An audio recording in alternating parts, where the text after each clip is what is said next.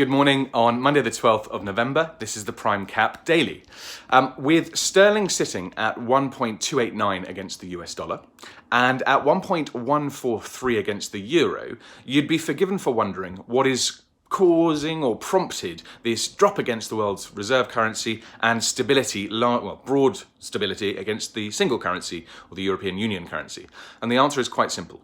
Still a lot of concerns over whether or not a Brexit deal will be done and what form it takes. Now this, in a global sense, has played out against the US dollar, where the pound has lost a cent and a half in the last 10 days. On the flip side, discord, back corridor concerns in the Eurozone over the Italian budget have meant that we have held a little bit of ground against the single European currency. What does that mean for our clients? Well, on the one hand, it means that an importer who's considering their payments before the end of the year is still doing okay. You can still buy at a reasonable level. Those who have euros and want to sell them might still be right to be concerned that their euros will be worth less in a week to come, because you still have this the suggestion that a Brexit deal is imminent, and therefore selling those euros now would be a sensible way of making sure that you're not having to suffer a worse rate. On the flip side, those earning in US dollars, so businesses that are selling their wares overseas, maybe collecting US dollar sums in a PayPal account, for instance, they might do well to sell that currency forward. So they lock in a rate of 1.28 now, and that means they can use it for up to 12 months from now.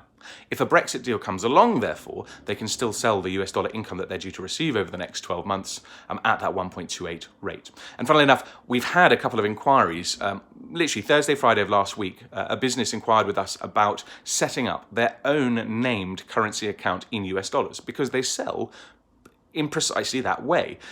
We can align our custom named accounts for our clients with online platforms, e-commerce platforms, which means that you can collect US dollars in an account held in the United States, so compliant with PayPal's rather stringent requirements, and sell them into sterling as you wish, avoiding costly transfer fees and pesky rates that are akin to a retail exchange margin. Ours come in at commercial, always.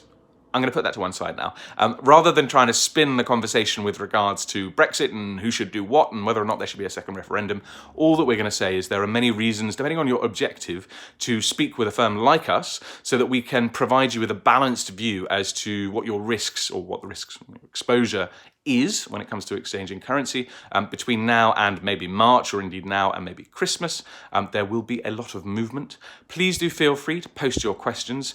We were in the office early today expecting in a fair few euros, I'd say about €500,000 in from a stock or a portfolio liquidation, and we're still expecting funds in for a couple of properties that are being sold in Spain. We've received funds in sterling in today from a gentleman who likes us to exchange and send funds to France for him for living funds. So any and all of these reasons, please do feel free to get in touch, and we look forward to numbing your neurons tomorrow.